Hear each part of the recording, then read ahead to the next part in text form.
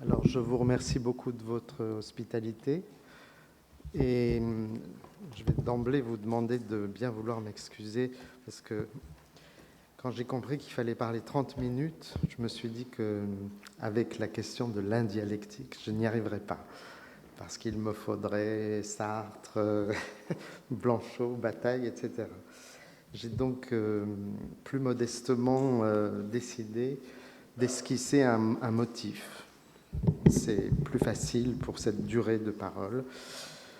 Un motif qui est inhérent à quelques cercles ou quelques volte-face engagés par Barthes depuis les années 50 jusqu'à la Chambre claire, relativement à la question des images, je serais même plus précis, je dirais des images de l'émotion, aussi bien naturellement que des émotions éprouvées devant les images.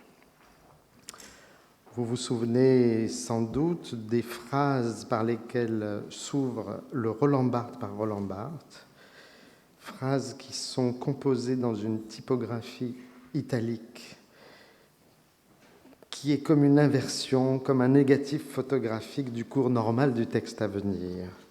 Voici pour commencer quelques images.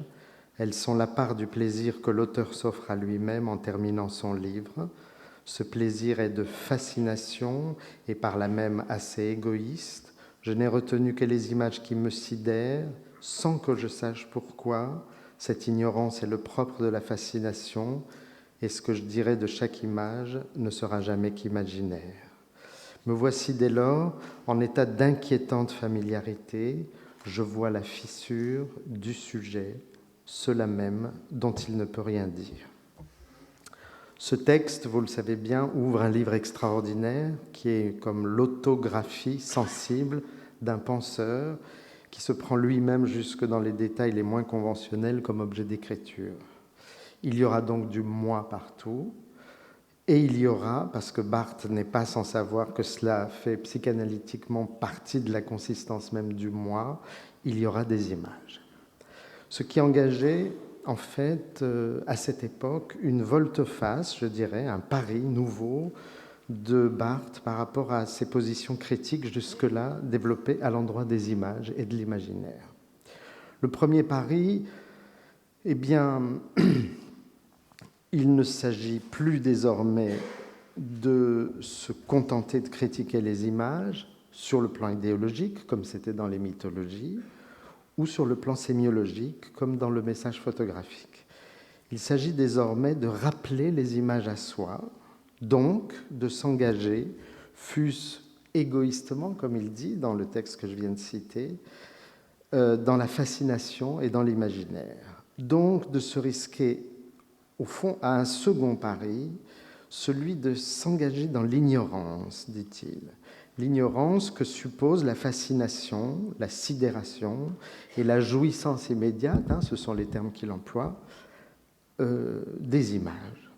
Mais Barthes n'est pas unilatéralement, et je dirais loin de là, parce que chez lui, il n'y a jamais rien d'unilatéral, Barthes n'est pas un homme de l'autosatisfaction moïque, je dirais.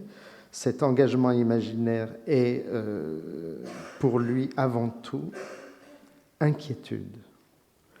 Il se tourmente, il s'enchante tour à tour, comme on le dit dans le passage que je viens de citer, mais aussi par exemple dans les fragments d'un discours amoureux. C'est un pari en fait phénoménologique. C'est le pari de décrire cette inquiétude et que cette inquiétude alors prenne valeur de connaissance, malgré tout. C'est un pari admirable en ce qu'il n'hésite pas à entrer dans la bizarre porte de ce dont vous avez parlé, l'inquiétante familiarité, l'étrangèreté de l'image, dont il espère écrire ce qu'il voit dans ce qu'il ne peut rien dire. C'est quand il dit « Je vois la fissure du sujet, cela même dont il, c'est-à-dire je, ne peut rien dire. » Écrire cette inquiétude, donc, Barthes entre ici en 1975 dans le dernier cercle, je dirais, d'une longue évolution et dans l'ultime volte-face de ses relations avec l'image. Il s'agit à présent de retrouver, mais à de tout nouveaux frais, tout ce qui avait été revendiqué, et moi j'adore ces textes des années 50 sur la tragédie, mais très vite révoqué dans les mythologies et dans toute cette configuration, cette relation aux images. Il me semble que la situation des pleureuses d'Odessa, dans la scène de lamentation du cuirassé Potemkin d'Eisenstein, joue comme le paradigme absolument central, comme si c'était le fléau de la balance de toute cette oscillation de Barthes vis-à-vis des images des émotions et des émotions devant les images. En 1977, dans un très beau texte qui s'intitule « Droit dans les yeux », Barthes fait remonter, pour ainsi dire, le motif émotif dans la thématique du signe inquiet qu'il cherche alors à expliciter, et il parle d'une image. Cette image, donc, je ne vous la montre pas, puisque lui-même ne la montre pas. Donc, respectons, comme il dit plus tard, la photo du jardin d'hiver dans la chambre claire.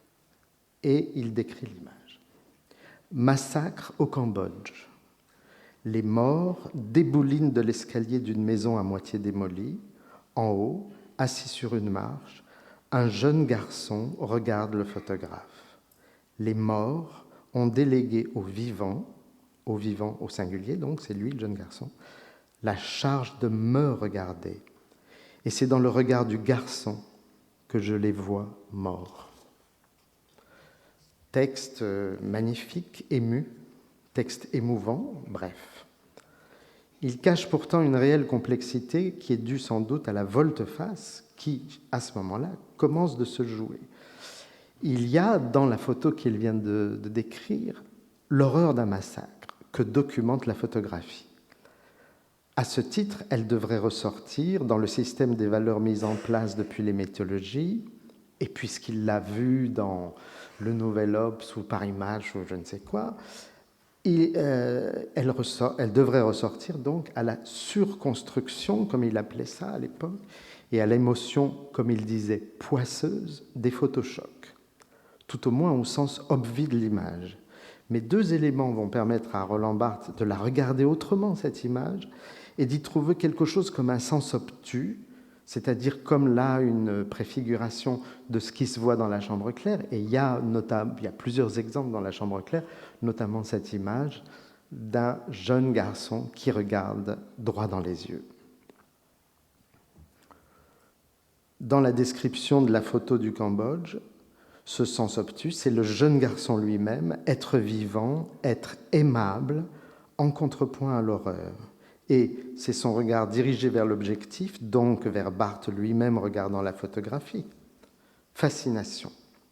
Fascination, donc, fascination très précisément de l'aimable mêlé au funèbre de la situation. Et ça serait le titre de ma proposition, là, c'est sur l'image comme nœud de l'aimable et du funèbre. Tout se joue dans ce rapport ténu, comme il dit lui-même, à partir duquel il pourra s'émouvoir des morts eux-mêmes, ou tout au moins les regarder, mais par la grâce, car c'en est une pour lui, une grâce, de cette délégation de regard qui vient d'un jeune survivant en deuil de tous ses proches. Qui sait, les morts qui déboulinent, c'est peut-être sa famille. L'année même où il écrivit ce texte, Barthes accordait à Angelo Schwartz un entretien qui fut publié seulement en 80, où il esquissait le motif essentiel de la chambre claire, c'est-à-dire un contact avec la mort induit par la photographie. Ce contact avait été suggéré en termes théoriques dès 1964 dans la rhétorique de l'image, où il y a déjà tout le vocabulaire de l'avoir été là. À présent, en 1977, Barthes commence de plier le motif théorique développé auparavant sur le motif autobiographique et donc sur ce que j'appelle le motif émotif, tout cela dans une sorte de dialectique encore floue, d'ailleurs indialectique, refoulée, voire, je dis refoulée parce que c'est lui-même qui le dit comme ça, de la fascination d'une part, c'est-à-dire regard dans un regard, et ça c'est l'aimable, la grâce de l'aimable, et du chagrin, regard sur un mort, le funèbre. Je cite cette interview avec Schwartz.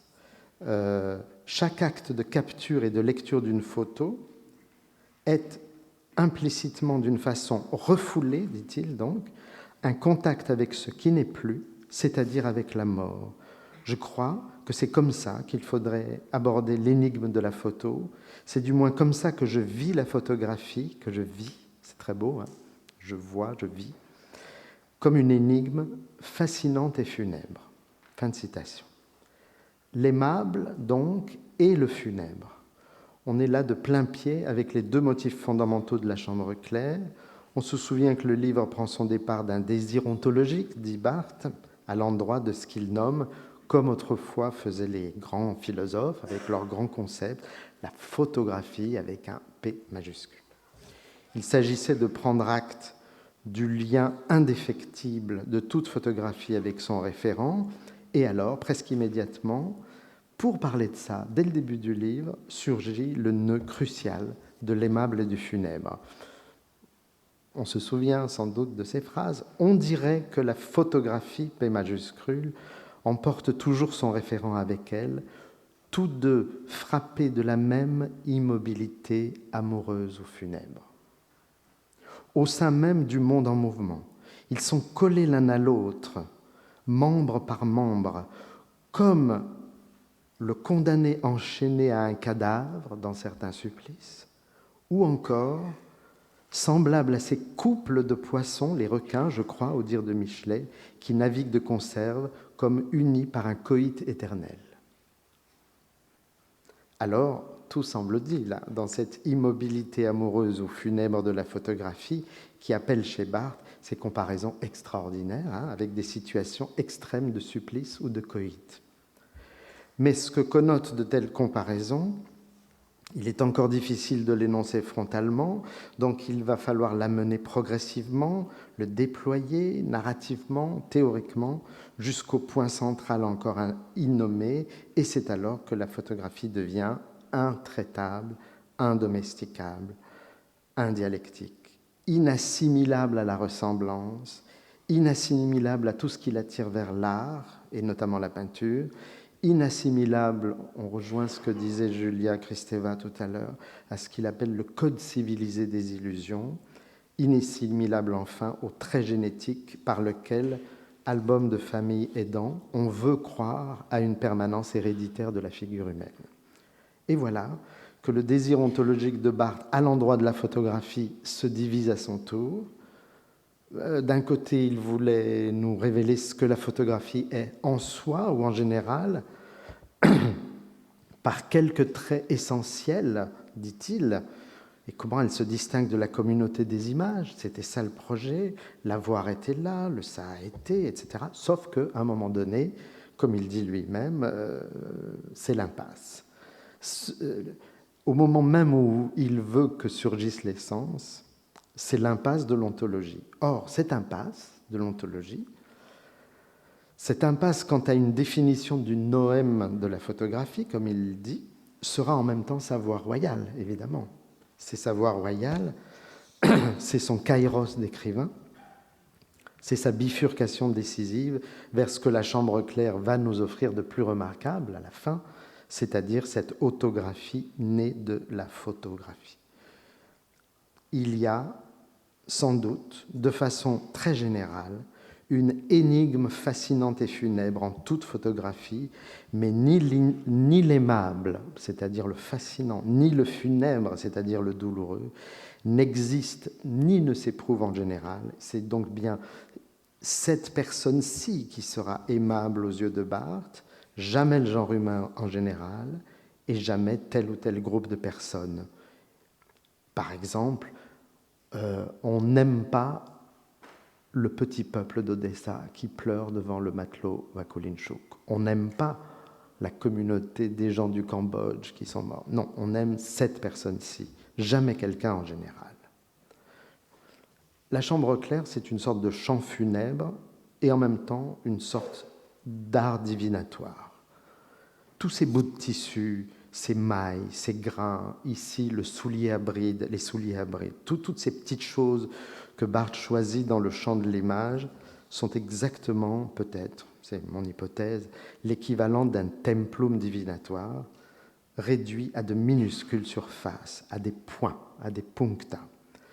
Ne relève-t-il pas donc du geste de l'aruspice auquel tout un paragraphe de Roland Barthes par Roland Barthes est consacré? Sans doute. Par la grâce du punctum comme par celle de tout geste divinatoire, le ça a été ne demeure pas dans la dimension abstraite d'un passé révolu ou résolu. Au contraire, il produit à la fois du là de la présence et de l'ailleurs de la séparation, du présent et du différé. Et c'est cela même qui fait trembler le temps de pause entre l'arrêt et la prise, entre le passé et, ce qui est fondamental bien sûr, le désir.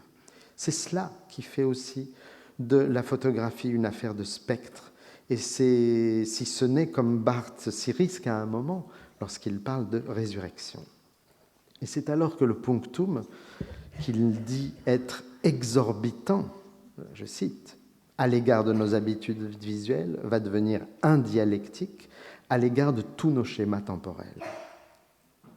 En disant que la photographie a quelque chose à voir avec la résurrection, Barthes admet qu'il se livre à des questions, dit-il, qui relèvent d'une métaphysique bête ou simple. Mais c'est justement cela, affirme-t-il, la vraie métaphysique. En tout cas, c'est celle qui est accordée avec son souci autographique et avec son souci à l'égard de la photographie. Quelques pages plus loin, il va l'éprouver devant l'une des images qui est dans tout le livre, à la fois l'une des plus aimables et l'une des plus funèbres de la chambre claire. Je cite quand même le texte, il est très beau, même si probablement il vous est déjà connu. En 1865, le jeune Lewis Payne tenta d'assassiner le secrétaire d'État américain W.H. Seward. Alexander Gardner l'a photographié dans sa cellule. Il attend sa pendaison. La photo est belle. Le garçon aussi. C'est le studium. Mais le punctum, c'est « il va mourir ». Je lis en même temps « cela sera et cela a été ». J'observe avec horreur un futur antérieur dont la mort est l'enjeu. En me donnant le passé absolu de la pose, aoriste, la photographie me dit la mort au futur. Ce qui me pointe, c'est la découverte de cette équivalence. Je frémis, magnifique, je frémis, tel le psychotique de Winnicott, d'une catastrophe qui a déjà eu lieu. Que le sujet en soit déjà mort ou non, toute photographie est cette catastrophe. Bien. On est là dans les paradoxes de la métaphysique bête ou simple. Oui, Lewis Payne est en attente de sa pendaison, et cependant, ça fait belle lurette qu'il a été pendu. D'accord. Son juge, d'ailleurs, et son bourreau, et peut-être les petits-enfants de son juge et de son bourreau, et eux-mêmes sont déjà morts. Il y a un sophisme là, bien sûr. Ce sophisme, c'est évidemment la temporalité de l'image qui a été passée à la trappe de tous ces verbes « être », quand on dit « il a été »,« il attend », etc. Il y a aussi d'autres paradoxes dans cette analyse, c'est que le frisson éprouvé par Barthes devant cette situation, il attend sa pendaison, ce frisson a sa source dans le studium, pas du tout dans le punctum. Et c'est une émotion surgie du contraste entre la belle indifférence de ce jeune homme. D'ailleurs, ce jeune homme ressemble, on pourrait se dire, tiens, il ressemble à Andy Warhol, ou il ressemble même à Paul Morisset, ou je ne sais pas. Et le contraste avec la légende terrible qui se lit en bas de l'image. D'autre part, cette beauté du sujet qui pose relève plutôt, et là aussi il y a une sorte d'inversion, c'est pas le studium, c'est le punctum, puisque comme dans la photographie du jeune Cambodgien, le regard de l'aimable plonge ici encore dans les yeux du spectateur. Le spectateur, comme il dit Barthes, seul et malheureux, que fut sans doute Barthes à ce moment de regard. D'où un trouble d'autant plus grand et d'autant plus poignant qu'à la situation érotisée vient coller un motif funèbre. Et la mort qui était derrière le jeune Cambodgien dans l'espace se trouve désormais devant le jeune Américain dans le temps. Peu importe ces contradictions ou ces paradoxes que je signale, ce qui compte, ce qui marque véritablement la flèche du punctum dans le regard de Barthes, ce sont bien ces simples mots « je frémis ». Vous avez été nombreux à n'avoir pas frémi devant cette photographie publiée en grand format A3 dans le Nouvel Obs à l'époque. Mais moi, Roland Barthes, j'observe avec horreur et je frémis. Et comme il dit dans une autre page du livre, je suis seul à voir. Cela pour dire l'essentiel du punctum, une unité extrêmement subjective, bien sûr, qui dit quelque chose du regard, mais du coup, qui ne dit rien d'objectivable, ni de vérifiable, ni, là est la question, peut-être aussi que je vous posais tout à l'heure, ni de partageable. La question de la communauté. Et c'est aussi cela que veut dire Barthes avec l'adjectif intraitable. Il y a dans l'image quelque chose, le plus essentiel, le plus poignant, que je suis seul à voir.